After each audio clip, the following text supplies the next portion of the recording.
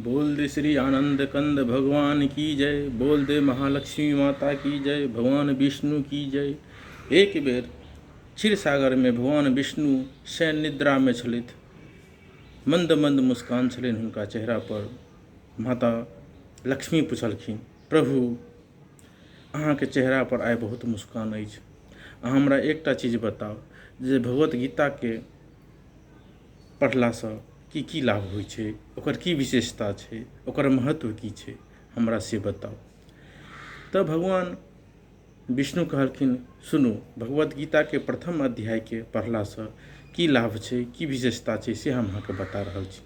एक ग्राम में एगो बनिया छलथि। हुनका पास में एगो बैल छलनि। ओ बनिया नमक और तेल के बिजनेस करै छलथि, नमक तेल के व्यवसाय करै छलथि। ओ बनिया बैल पर बैस कऽ पूरा नगर में घूमि घूमि कऽ नमक तेल के बिजनेस व्यापार करै छलथि। और शाम में आबै छलथि तऽ खूटा पर बैल के बान्हि दै छलखिन। अपने नहलथि धोलथि, खाना बनेलथि, खेलथि पीलथि, सुति रहलथि, परंतु बैल के ओ चारा पानी नहीं दै छलखिन। एना होइत होइत 15 दिन बीत गेलै। 15 दिन बीतला के बाद एक दिन नगर के चौराहा पर जो व्यवसाय करे के लिए बनिया गेलथि तऽ बैल ओतऽ मूर्छा खा कऽ गिर गेलै। और मूर्छा खा कऽ गिरला के बाद ओ बैल के प्राणे नहीं छूटे।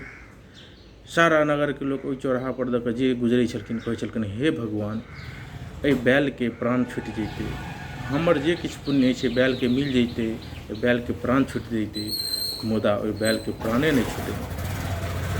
तऽ एक दिन गणका नाम के एगो महिला वही चौराहा से जाइ छलखिन। ओ कहलखिन जे हे भगवान, हम जे कोनो पुण्य केने छी एहि बैल के मिल जैते और हिनकर प्राण छूटि जैते।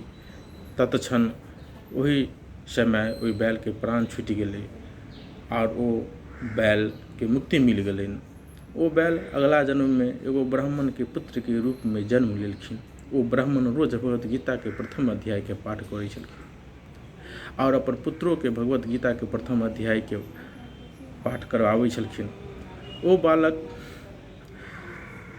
के याद छलनि जे पूर्व जन्म में हम बैल रही, हमर प्राण नहीं छूटे छलै, तऽ हम गणका नाम के महिला अपन पुण्य देने छलै जैसे हमरा प्राण छूटल छलै। से नहीं, हम ओहि गणका के घर पर चली आ हुनका से पूछी जे अहाँ हमरा कोन पुण्य देलहुँ जाहिके कारण हमरा प्राण छूटल छलै और हमरा मुक्ति मिलल छलै बैल योनि से। ओ गेलखिन गणका के घर पर, गणका के पूछलखिन, गणका अहाँ हमरा पहचानै छी? गणका कहलखिन, नहीं, हम अहाँके तऽ नहीं चिन्है छी। तऽ बालक कहलखिन, हम अहाँके चिन्है छी, हम पूर्व जन्म में बैल रही, हमरा प्राण नहीं छूटे छलै, परंतु अहाँ जे हमरा पुण्य देलहुँ ओहि पुण्य के कारण हमरा मुक्ति मिलल और एहि जन्म में हम ब्राह्मण के पुत्र के रूप में जन्म लेने छी।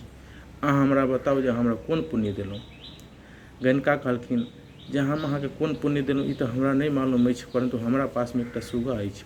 हम नित्य प्रति नहा धो कऽ जे आबै छियै तऽ ई सुगा लग बैसै छी तऽ सुगा हमरा किछु सुनाबै छथि। चलू ओहि सुगा से पूछल जाय। सुगा लग जखन गेलखिन तऽ सुगा कहलखिन, हम भगवत गीता के प्रथम अध्याय के पाठ रोज करै छी।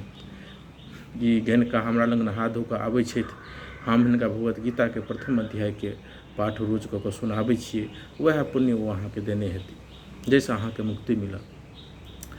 तऽ कहलखिन, ठीक छै, से अहाँ भगवत गीता के जे पाठ करै छियै तऽ अहाँके सुगा में केना जन्म भेल?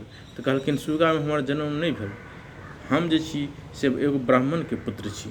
ओ ब्राह्मण रोज भगवत गीता के प्रथम अध्याय के पाठ करै छलथि, हमरो पाठ सिखाबै छलथि, हमहूँ पाठ जानै छलियै। एक दिन हम पाठशाला गेली, गुरुजी के कहलियै, गुरुजी हमरा अहाँ की पढ़ाबै छी? गुरुजी हमरा श्राप देलथि जे जाउ अहाँके सुगा में जन्म हैत। हमर सुगा में जन्म भऽ गेल, बहेलियाँ अयलै, जाल बिछलकै, दाना डललकै, हम फँसि गेलहुँ।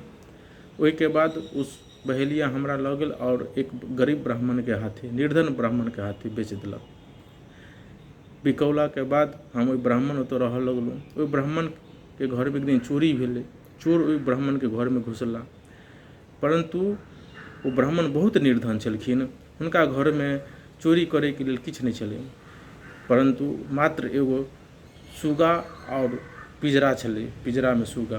ओ चोर पिजरा उठेलनि, ओहिमे सुगा सहित हमरा लऽ कऽ चलि अयलथि गैनकाके घरपर। गैनका हुनकर मित्र छलखिन, ओ गैनकाके ओ पिजरा सहित सुगा दऽ देलखिन।